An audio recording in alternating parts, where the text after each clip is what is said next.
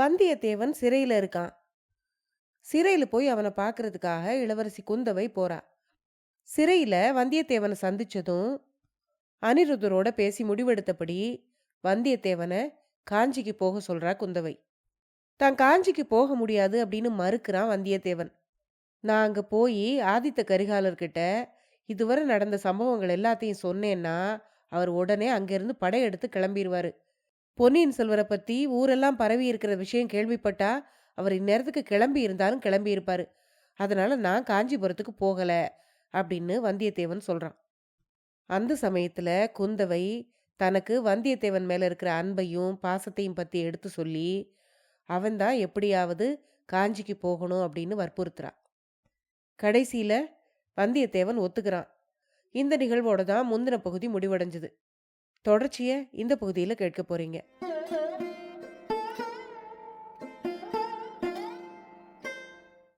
அனைவருக்கும் வணக்கம்.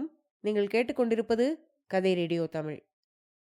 அமரர் கல்கி அவர்கள் எழுதிய பொன்னியின் செல்வன் நாவலுடைய 3வது பாகத்தை கேட்டுட்டு இருக்கீங்க. இதுவரைக்கும் 30 அத்தியாயங்களை கேட்டிருக்கீங்க. தொடர்ச்சிய இந்த பகுதியில கேட்க போறீங்க. கதைக்குள்ள போறதுக்கு முன்னால சேனலுக்கு வந்திருக்கிற எல்லாருக்கும் என்னுடைய அன்பான வரவேற்புகள். இப்ப வாங்க கதை ஆரம்பிக்கலாம். அத்தியாயம் 31 பசும் பட்டாடை. மறுநாள் காலையில் வந்தியத்தேவன் முதல் மந்திரி அனிருத்தரின் ஓலையுடன் அரசியலாற்றங்கரையோடு குடந்தை நகரை நோக்கி போய்கொண்டிருந்தான். குதிரையை விரட்டாமல் மெல்ல செலுத்தி கொண்டு இருபுறமும் தோன்றிய இனிய காட்சிகளை பார்த்து கொண்டே போனான். ஐப்பசி மாதத்தின் ஆரம்பத்தில் சோழ வளநாடு பூரண பொலிவுடன் விளங்கியது. இயற்கை அரசி பச்சை பட்டாடை உடுத்தி புதுமையான இளமையான அழகுடன் தெரிந்தாள். வந்தியத்தேவனுடைய உள்ளத்தில் அப்போது ஏதோ ஒரு வகையான இனம் தெரியாத சோகம் குடிகொண்டிருந்தது. காரணம் என்னவென்று யோசித்து யோசித்து பார்த்தும் புலப்படவில்லை. இந்த அனிருத்த பிரம்மராயர் தன்னுடைய மனதில் என்னதான் உண்மையில் எண்ணி இருக்கிறாரோ தெரியாது. அரசிளங்குமரியிடமிருந்து என்னை பிரித்து விடுவதே அவருடைய நோக்கமாயிருக்கலாம் அல்லவா? ஆழ்வார்க்கடியான் என்னுடன் வந்து சேர்ந்து கொள்வான் என்று இருவரும் சொன்னார்கள். அவனையும் இதுவரையில் காணோம். அந்த வீர வைஷ்ணவன் எப்பேற்பட்டவனாயிருந்தாலும் இதுவரையில் எனக்கு எந்த கெடுதலும் செய்ததில்லை. பலமுறை எனக்கு உதவிதான் புரிந்திருக்கிறான். அவனுடன் சேர்ந்து பிரயாணம் செய்தால் ஏதாவது உற்சாகமாக பேசிக் கொண்டிருப்பான். பிரயாணத்திலும் அலுப்பு தட்டாமல் இருக்கும். இனி எங்கே வந்து அவன் நம்முடன் சேர்ந்து கொள்ள முடியும்? அவனுக்காக எத்தனை தடவைதான் இந்த குதிரையை இழுத்து பிடித்து மெதுவாக செலுத்தி கொண்டு போவது? இப்படி நினைத்து கொண்டே வந்தியத்தேவன் குதிரை மீதிருந்து இறங்கி நதிக்கரையில் ஓரமாக சென்று நின்றான். மரத்தின் வேர்களை சுற்றி சுழலிட்டு கொண்டு ஓடிய தெளிந்த நீர் பிரவாகத்தை பார்த்தான். ஆஹா, அந்த சுழலில் ஒரு முகம் தெரிகிறது. அது யாருடைய முகம்? சொல்லவும் வேண்டுமா? அரசிளங்குமரி குந்தவை பிராட்டியின் இனிய பொன்முகம்தான். அப்படி அவன் எண்ணிக்கொண்டிருந்த போதே கண்டேன் கண்டேன் கண்டேன் கண்ணுக்கினியென கண்டேன் என்று பாடிய குரலை கேட்டு வந்தியத்தேவன் திடுக்கிட்டு அண்ணாந்து பார்த்தான். அந்த உயர்ந்த மரத்தின் உச்சாணி கிளை ஒன்றில் ஆழ்வார்க்கடியான் அமர்ந்திருப்பது அவனுக்கு தெரிந்தது. ஓஹோ, வீர வைஷ்ணவரே, நான் உம்முடைய திருக்கண்களுக்கு அவ்வளவு இனியவனாக இருக்கிறேனா? நான் உம்மை சிறிது நன்றாக பார்க்கிறேன். கீழே இறங்கி வாருங்கள் என்று சொன்னான் வந்தியத்தேவன். அந்த வீர வைஷ்ணவன் மரத்திலிருந்து இறங்கிய வண்ணம், நான் உன்னை சொல்லவில்லை அப்பனே. உடையில் வாளும் கையில் வேலும் ஏந்திய நீ என்னுடைய கண்களுக்கு பயங்கரமாக அல்லவோ புலப்படுகிறாய் என்றான். பிறகு யாரை பற்றி சொன்னீர் வைஷ்ணவரே? முழு முதல் கடவுளாகிய திருமால் வாமன அவதாரம் எடுத்து வானத்தை அளப்பதற்காக ஒரு பாதத்தை தூக்கிய போது உங்கள் சிவபெருமானுடைய கண்களுக்கு... இப்படி ஆழ்வார்க்கடியான் கூறிக்கொண்டிருக்கும் போதே, வைஷ்ணவரே நிறுத்தும். இம்மாதிரியெல்லாம் சிவனை தாழ்த்தி கூறுவதை நிறுத்திவிடும். இல்லாவிடில் பெரிய அபாயத்துக்குள்ளாவீர் என்றான் வந்தியத்தேவன். அபாயமா? எனக்கு என்ன அபாயம் வருகிறது என்று சொல் தம்பி என்றான் ஆழ்வார்க்கடியான். பழையாறையில் ஜனங்கள் கொந்தளித்து அரண்மனை வாசலுக்கு வந்தார்கள் அல்லவா? அப்போது சில காலாமுகர்கள் பேசிக் கொண்டிருப்பதை கேட்டேன். அப்படியா? என்ன பேசிக்கொண்டார்கள்? சோழ நாட்டில் பெருகி வரும் வீர வைஷ்ணவர்களை மகாகாளிக்கு பலி கொடுத்து அவர்களுடைய மண்டை ஓடுகளை குவித்து அடுக்கி அவற்றின் மேல் நின்று ஆனந்த தாண்டவம் ஆட வேண்டும் என்று சொன்னார்கள். வந்தியத்தேவன் இப்படி சொன்னதும் ஆழ்வார்க்கடியான் தன்னுடைய மண்டையை தொட்டு பார்த்து கொண்டு, இது கெட்டியாகத்தான் இருக்கிறது, காலாமுக தாண்டவத்தை தாங்கக்கூடியதுதான் என்றான். இப்படி அவர்கள் இருவரும் பேசிக் கொண்டிருக்கும் போது ஆற்றங்கரை சாலையில் ஒரு பல்லக்கு போய்க் கொண்டிருந்தது. அதற்குள் ஒரு பெண்மணி இருப்பது தெரிந்தது. ஆனால் யார் என்று தெரியவில்லை. வைஷ்ணவரே, அந்த பல்லக்கில் இருப்பது யார் தெரியுமா என்று வந்தியத்தேவன் கேட்டான். தம்பி, நான் சொல்வதை கேள். உனக்கு சம்பந்தம் இல்லாத காரியங்களில் தலையிட்டுக் கொள்ளாதே. அதனால் பல தொல்லைகளை நீ ஏற்கனவே அனுபவித்திருக்கிறாயல்லவா? வழியோடு எத்தனையோ பேர் போவார்கள். உனக்கென்ன அதை பற்றி? குதிரை மேல் ஏறிக்கொள், தட்டிவிடு என்றான். ஓஹோ, அப்படியே சமாச்சாரம். வீர வைஷ்ணவர் இப்போது பெரிய வைராகியசாலி ஆகிவிட்டதாக தெரிகிறது. வீரநாராயணபுரத்தில் நடந்ததை மறந்து விட்டீரா? அங்கே மூடு பல்லக்கில் சென்ற பெண்ணுக்கு ஓலை ஒன்றை கொடுக்கும்படி நீர் என்னை சொல்லவில்லையா என்று கேட்டான் வந்தியத்தேவன். அதெல்லாம் பழைய கதை. இப்போது அதை எதற்கு எடுக்கிறாய்? நீ குதிரையில் வேகமாக போ. நான் கால்நடையாக வரப்போகிறேன். நாம் சேர்ந்து பிரயாணம் செய்ய முடியாது. நீ கொள்ளிடக்கரையில் போய் காத்திரு. அங்கே நாளை காலையில் உன்னுடன் வந்து நான் சேர்ந்து கொள்ளுகிறேன் என்றான் ஆழ்வார்க்கடியான். ஆழ்வார்க்கடியான் வேறொரு ரகசிய வேலையில் ஈடுபட்டிருக்கிறான் என்றும் தன்னோடு வரமாட்டான் என்றும் வந்தியத்தேவனுக்கு புரிந்தது. சரி, உமது இஷ்டம் என்று கூறி குதிரை மீது தாவி ஏறிக்கொண்டான். தான் போக வேண்டிய திசையை நோக்கினான். வடகிழக்கு திசையின் அடிவாரத்தில் கரிய மேகங்கள் திரள்வதை கண்டான். வைஷ்ணவரே, இன்று மழை பெய்யுமா என்று கேட்டான். ஐப்பசி பிறந்து விட்டதல்லவா, மழை பெய்தாலும் பெய்யும். எல்லாவற்றுக்கும் சீக்கிரமாக குதிரையை தட்டி விட்டு கொண்டு போ. ராத்திரி தங்குவதற்கு ஏதேனும் சத்திரம் சாவடியை பார்த்துக்கொள் என்றான் ஆழ்வார்க்கடியான். வந்தியத்தேவன் அவ்விதமே குதிரையை தட்டிவிட்டான். போகும் வழியில் குடந்தை ஜோதிடரை பார்த்துவிட்டு போகலாமா என்று எண்ணினான். அப்போது வந்தியத்தேவனுடைய குதிரை சற்று முன் அந்த வழியே சென்ற பல்லக்கை தாண்டி சென்றது. குதிரை பல்லக்கை தாண்டிய போது பல்லக்கின் திரை சிறிது விலகியது. உள்ளே வீற்றிருந்த பெண் கொடும்பாளூர் இளவரசி வானதி என்பதை அறிந்து கொண்டான் அவன். குதிரையை நிறுத்தலாமா என்று ஒரு கணம் யோசித்தான். பிறகு அதை மாற்றிக்கொண்டு மேலே சென்றான். வானதியை பற்றி இளைய பிராட்டி கூறியது நினைவு வந்தது. 4 புறமும் அபாயங்கள் சூழ்ந்த இக்காலத்தில் கொடும்பாளூர் இளவரசி தனியாக எங்கே புறப்பட்டாள்? தகுந்த பாதுகாப்பு கூட இல்லையே. அத்தோடு இன்னொரு விசித்திரத்தையும் அவன் கண்டான். சற்று தூரத்திலிருந்து பயங்கர தோற்றமுடைய 2 காலாமுக சைவர்கள் வானதியின் பல்லக்கை உற்று பார்த்து கொண்டிருந்தார்கள். அவர்கள் எதற்காக அப்படி பார்க்கிறார்கள்? அவர்கள் 2 பேரும் யார்? ஹரிச்சந்திர நதிக்கரையில் தான் படுத்திருந்த போது தன் பக்கத்தில் வந்து நின்று பேசியவர்களைப் போல் இருக்கிறதே என்று எண்ணிக்கொண்டான் அவன். வானதியிடம் வந்தியத்தேவனுக்கு அவ்வளவு அனுதாபம் இல்லை என்பது உண்மைதான். பொன்னியின் செல்வருடைய உள்ளத்தில் பூங்குழலி பெற வேண்டிய இடத்தை வானதி அபகரிக்க விரும்புவதாகவே அவன் நினைத்தான். அதனால் அவள் மேல் கோபம் கொண்டிருந்தான் அவன். ஆனாலும் இளைய பிராட்டி அவள் மேல் அதிக அன்பு வைத்திருந்தாள். எனவே வானதிக்கு ஏதேனும் அபாயம் நேர்ந்தால் இளைய பிராட்டி அதனால் அளவில்லாத துன்பம் அடைவாள். இப்படி அவன் எண்ணிய போதே, சம்பந்தமில்லாத காரியங்களில் தலையிட்டுக் கொள்ளாதே, உன்னுடைய காரியத்தை பார்த்து கொண்டு போ என்று ஆழ்வார்க்கடியான் கூறிய புத்திமதி அவனுக்கு நினைவு வந்தது. ஆனாலும் வானதியின் பல்லக்கு சென்றதை காலாமுகர்கள் இருவர் மறைவான இடத்திலிருந்து பார்த்து கொண்டு நின்ற காட்சி திரும்ப திரும்ப அவனுடைய ஞாபகத்துக்கு வந்து கொண்டிருந்தது. இதோ குடந்தை ஜோதிடரின் வீடு வந்துவிட்டது. எல்லாவற்றுக்கும் அவரை கேட்டு பார்க்கலாம். அப்போதுதான் அவருடைய மனதில் இன்னொரு எண்ணம் தோன்றியது. ஒருவேளை வானதியும் குடந்தை ஜோதிடர் வீட்டிற்குத்தான் வந்து கொண்டிருக்கிறாளோ? இப்படி எண்ணிய போதே பழம் நழுவி பாலில் விழுந்தது போல் இருந்தது அவனுக்கு. வானதி வந்து சேர்வதற்குள் நம்முடைய காரியத்தை நாம் பார்த்து கொள்ளலாம் என்று எண்ணி ஜோதிடர் வீட்டு வாசலில் குதிரையை நிறுத்திவிட்டு வந்தியத்தேவன் அந்த சிறிய வீட்டுக்குள் நுழைந்தான். அத்தியாயம் 32. பிரம்மாவின் தலை.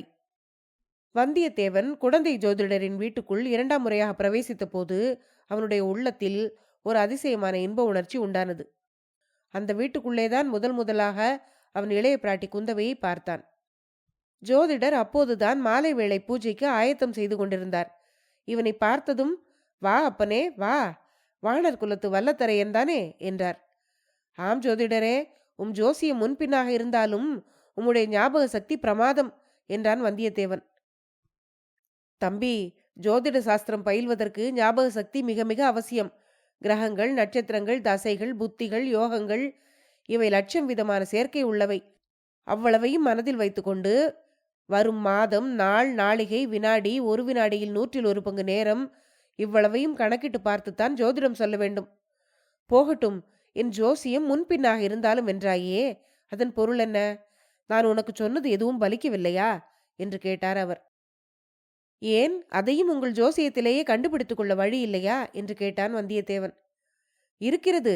ஜோசியத்தினாலும் கண்டுபிடிக்கலாம், ஊகத்தினாலும் கண்டுபிடிக்கலாம். உனக்கு நான் கூறியது பலித்துதான் இருக்க வேண்டும். இல்லாவிடில் நீ திரும்பவும் இந்த குடிசைக்குள் வருவாயா என்றார் ஜோதிடர். ஆமாம் ஆமாம், உம்முடைய ஜோதிடம் பலிக்கத்தான் செய்தது.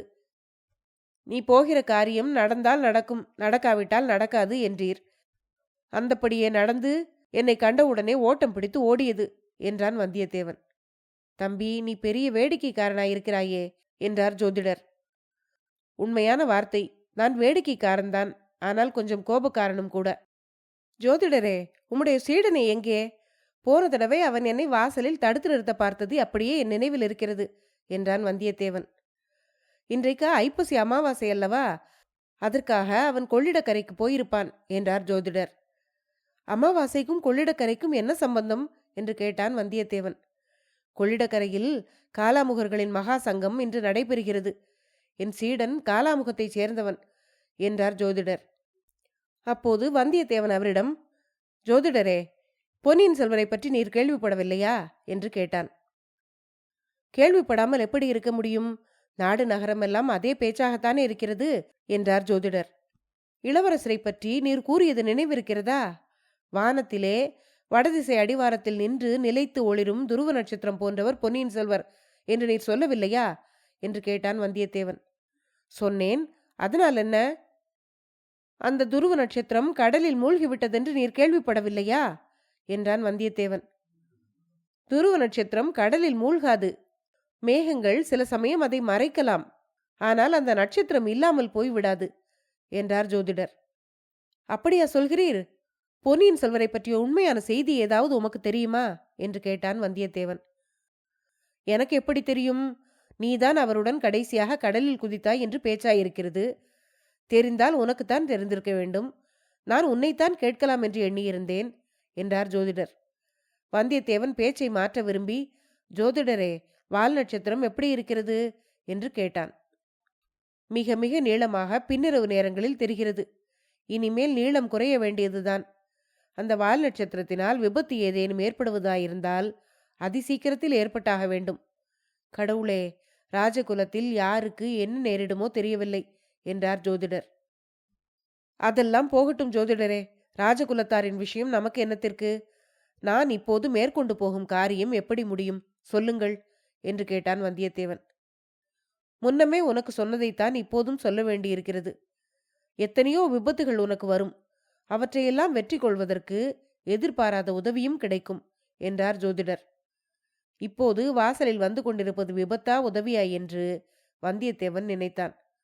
ஏனெனில் அச்சமயம் வாசலில் ஆடவர்களின் குரல்களுடன் பெண்களின் குரல்களும் கேட்டன. இருவரும் வாசல் புறத்தை நோக்கினார்கள். மறுநிமிடம் வானதி தேவியும் அவளுடைய தோழியும் உள்ளே வந்தார்கள். வந்தியத்தேவன் எழுந்து நின்று மரியாதையுடன், தேவி, மன்னிக்க வேண்டும். தாங்கள் இங்கே வரப்போகிறீர்கள் என்று தெரிந்திருந்தால் நான் வந்திருக்க மாட்டேன் என்றான். அத்தியாயம் 33. வானதி கேட்ட உதவி. ஐயா, என்னிடம் ஏன் அவ்வளவு கோபம்? தங்களுக்கு நான் என்ன தீங்கு செய்தேன் என்ற கொடும்பாளூர் இளவரசியின் தீனமான குரல் வந்தியத்தேவனை உருக்கிவிட்டது. அம்மணி, மன்னிக்க வேண்டும். அந்த மாதிரி ஒன்றும் நான் சொல்லவில்லை. தாங்கள் ஜோதிடரை பார்த்துவிட்டு போகும் வரையில் நான் வெளியில் காத்திருப்பேன் என்றுதான் சொன்னேன். எனக்கு ஒன்றும் அவசரமில்லை. இப்போது கூட என்று அவன் கூறிக்கொண்டிருக்கும் போதே, தாங்கள் வெளியேற வேண்டிய அவசியம் ஒன்றுமில்லை. தங்களுக்கு அவசரமில்லை என்று அறிந்து நான் மகிழ்ச்சி அடைகிறேன். உண்மையில் நான் இங்கே ஜோதிடரை பார்க்க வரவில்லை. இவருடைய ஜோதிடத்தில் எனக்கு கொஞ்சம் கூட நம்பிக்கை இல்லாமல் போய்விட்டது. வானதி இப்படி கூறிக்கொண்டிருக்கும் போதே, தேவி, தங்கள் சித்தம் என் பாக்கியம். ஒரு காலத்தில் என் ஜோதிடம் பொய்யாகவில்லை என்பதை தாங்களே உணர்வீர்கள். உணர்ந்து இந்த ஏழையை பாராட்டுவீர்கள் என்றார் ஜோதிடர். அப்போது பார்த்து கொள்ளலாம் என்று வானதி கூறிவிட்டு வந்தியத்தேவனை பார்த்து, ஐயா, நான் தங்களை பார்க்கத்தான் இங்கே வந்தேன். வழியில் தங்களை குதிரை மேல் பார்த்தேன். நின்று தாங்கள் விசாரிப்பீர்கள் என்று நினைத்தேன். பாராமுகமாக போய்விட்டீர்கள். அதை பற்றி நான் அதிகமாக ஆச்சரியப்படவில்லை. இந்த அனாதை பெண் மேல் எதற்காக அவ்வளவு அக்கறை எடுக்க வேண்டும் என்றாள். அதை கேட்டதும் வந்தியத்தேவனுடைய கண்ணில் கண்ணீர் வந்துவிடும் போல் இருந்தது. தேவி, இது என்ன வார்த்தை? கொடும்பாளூர் பராந்தக சிறிய வேளாரின் செல்வ புதல்வி, தென்திசை சேனாதிபதி பூதி விக்ரமகேசரியின் வளர்ப்பு குமரி, பழையாறை இளைய பிராட்டியின் அந்தரங்கத்துக்கு உரிய தோழி. இத்தகைய தங்களை அனாதை பெண் என்று யார் ஒப்புக்கொள்ளுவார்கள்? பாதையில் நின்று விசாரிப்பது மரியாதை குறைவாயிருக்கும் என்று வந்துவிட்டேன். வேறு ஒன்றுமில்லை. என்னால் ஆக வேண்டியது ஏதாவது இருந்தால்... ஆமையா, தங்களால் ஆக வேண்டிய காரியம் அவசியம் இருக்கிறது. தங்களிடம் ஒரு முக்கியமான உதவி கோருவதற்காகத்தான் இந்த வீட்டுக்குள் நான் வந்தேன் என்றாள் வானதி. சொல்லுங்கள் அம்மணி, என்னால் முடியக்கூடிய காரியமாயிருந்தால் கட்டாயம் செய்கிறேன் என்றான் வந்தியத்தேவன். நான் காரியத்தை சொல்லிவிடுகிறேன். ஜோதிடருக்கும் தெரியலாம், அதனால் பாதகமில்லை. நான் புத்த தர்மத்தை மேற்கொண்டு பிக்ஷினி ஆகிவிடுவது என்று தீர்மானித்திருக்கிறேன் என்றாள் வானதி. அம்மணி, என்ன வார்த்தை இது? கூடவே கூடாது, உலகம் பொறுக்காது, நடக்காத காரியம். இவ்வாறெல்லாம் ஜோதிடரும் வந்தியத்தேவனும் மாற்றி மாற்றி சொன்னதை கேட்டுக்கொண்டிருந்து விட்டு வானதி, ஆமாம், நான் புத்த சந்நியாசினி ஆவதென்று முடிவு செய்துவிட்டேன். அதில் உங்களுக்கு ஏன் அவ்வளவு ஆட்சேபம்? நான் இந்த பயனற்ற வாழ்க்கையை முடித்துக்கொள்ள முயன்றேன். அதில் தவறிவிட்டேன். கடவுளுடைய விருப்பம் நான் இன்னும் சில காலம் இருக்க வேண்டும் என்று இருக்கிறது போலிருக்கிறது. அப்படி இருக்கக்கூடிய காலத்தை புத்த மடம் ஒன்றில் சேர்ந்து ஜீவகாருண்ய தொண்டு புரிந்து கழிக்க விரும்புகிறேன். இதற்கு தாங்கள் எனக்கு உதவி செய்ய தயங்க மாட்டீர்கள் அல்லவா என்று கேட்டாள் வானதி. வந்தியத்தேவன் மனதில் ஒரு சிறிய சந்தேகம் அப்போது உதித்தது. அது அவனை திடுக்கிடச் செய்தது. தேவி, தங்களுடைய தீர்மானம் நியாயமன்று. தங்கள் பெரிய தந்தை சேனாதிபதி பூதி விக்ரமகேசரி கூடிய சீக்கிரம் திரும்பி வரப்போகிறார் என்று தெரிகிறது. ஐயா, நான் யாருக்காகவும் காத்திருக்கப் போவதில்லை. யாருடைய யோசனையையும் கேட்கப் போவதில்லை. தீர்மானமாக முடிவு செய்துவிட்டேன். அதற்காகத்தான் தங்களுடைய உதவியை கோருகிறேன் என்றாள் வானதி. இந்த விஷயத்தில் நான் என்ன உதவி செய்யக்கூடும் தேவி என்றான் வந்தியத்தேவன். சொல்லுகிறேன். நாகைப்பட்டினம் சூடாமணி விகாரத்துக்கு போவதற்காக நான் புறப்பட்டேன். அங்கே சென்று புத்த குருமார்களை சந்தித்து தீட்சை பெற்றுக்கொள்ள எண்ணி கிளம்பினேன். வழித்துணைக்கு தாங்கள் என்னுடன் நாகைப்பட்டினம் வரையில் வரவேண்டும். அதுவே நான் கோரும் உதவி என்றாள் வானதி. வந்தியத்தேவனுக்கு தூக்கி வாரி போட்டது. கொடும்பாளூர் இளவரசி லேசுப்பட்டவள் அல்ல. நாமும் இளைய பிராட்டியும் பேசிக்கொண்டது அரைகுறையாக இவளுடைய காதில் விழுந்திருக்க வேண்டும். இவள் தன்னிடம் முழு விவரங்களையும் தெரிந்து கொள்ள பார்க்கிறாள். நாகைப்பட்டினம் சூடாமணி விகாரத்துக்கு போக புறப்பட்டது இளவரசரை அங்கே சந்திக்கும் நோக்கத்துடனேதான். அதற்கு நாம் ஒரு நாளும் உடந்தையாயிருக்க முடியாது என்று நினைத்து கொண்டான் அவன். அம்மணி, ரொம்பவும் மன்னிக்க வேண்டும். தாங்கள் கோரும் உதவி என்னுடைய சக்திக்கு அப்பாற்பட்டது. முதல் மந்திரியும் இளைய பிராட்டியும் என்னை அவசரமாக காஞ்சிக்கு போகும்படி கட்டளையிட்டிருக்கிறார்கள். அவர்கள் கொடுத்த ஓலையுடன் போகிறேன். ஆகையினால் முடியாது. வேறொரு சந்தர்ப்பமாயிருந்தால் என்று வந்தியத்தேவன் கூறிக்கொண்டிருக்கும் போதே, ஆமாம், விரும்பாவிட்டால் எத்தனையோ காரணங்கள் சொல்லலாம். அதனால் பாதகமில்லை. தனியாக பிரயாணம் செய்வது என்ற எண்ணத்துடன் தான் கிளம்பினேன். சிற்சில இடங்களில் காலாமுகர்களின் கூட்டத்தை பார்த்ததும் கொஞ்சம் பயம் உண்டானது. உலகத்தை துறந்து சந்நியாசினியாக முடிவு செய்த ஒரு பேதை பெண்ணை யார் என்ன செய்து விடுவார்கள்? நான் போய் வருகிறேன் ஜோதிடரே என்று கூறிவிட்டு வானதி புறப்பட்டாள். அவளை பின்தொடர்ந்து போய்கொண்டே, ஜோதிடர், தேவி, இருக்கட்டும், சமயமாகிவிட்டதே. இது அமாவாசை இருட்டு. அத்தோடு வடகிழக்கில் மேகங்கள் குமுறுகின்றன. தாங்கள் இரவில் இந்த ஏழையின் குடிசையில் தங்கிவிட்டு காலையில் போகலாமே என்றார். இல்லை ஜோதிடரே, மன்னிக்க வேண்டும். இரவு திருவாரூரில் போய் தங்குவதாக எண்ணம். இந்த மனிதர் துணைக்கு வர மறுத்துவிட்டார். திருவாரூரில் யாராவது கிடைக்காமலா போவார்கள்?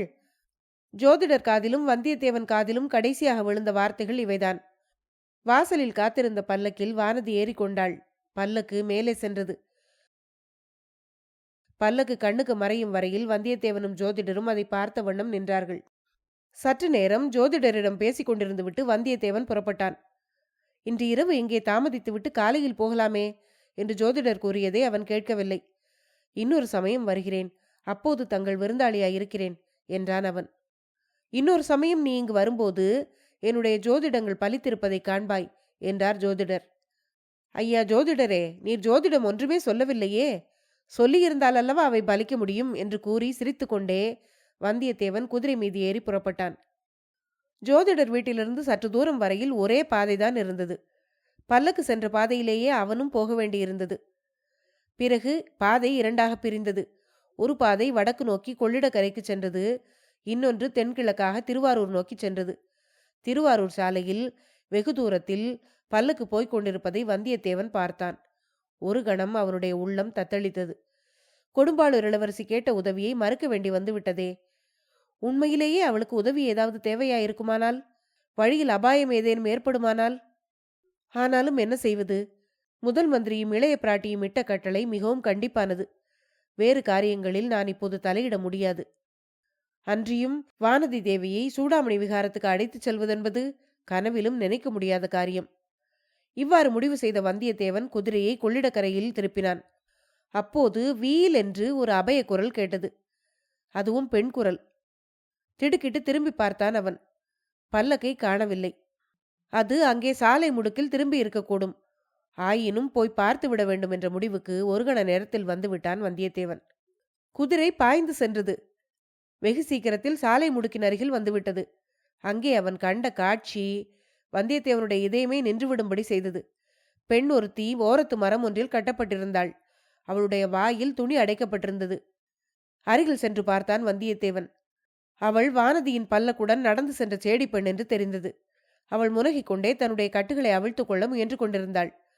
வந்தியத்தேவன் குதிரையிலிருந்து பாய்ந்து இறங்கி முதலில் வாயில் அடைத்திருந்த துணியை எடுத்துவிட்டு கட்டுகளையும் அவிழ்த்து விட்டான். பெண்ணே, என்ன நடந்தது? சீக்கிரம் சொல். பல்லக்கு எங்கே? உன் எஜமானி எங்கே என்று பதறிக்கொண்டே கேட்டான். சேடி பெண் உளறி குளறி மறுமொழி கூறினாள்.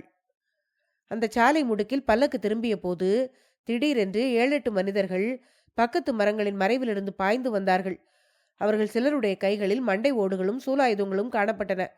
அவர்கள் பல்லக்கு சுமந்தவர்களிடம் ஏதோ பயங்கரமான குரலில் சொல்லவே அவர்கள் பாதையை விட்டு விலகி குறுக்கு வழியில் பல்லக்குடன் ஓடினார்கள். மற்றவர்களும் தொடர்ந்து போனார்கள். வானதி தேவியின் குரலே கேட்கவில்லை. இப்படி கூறிவிட்டு பல்லக்கு சென்ற குறுக்கு பாதையையும் அச்சேடி பெண் சுட்டி காட்டினாள்.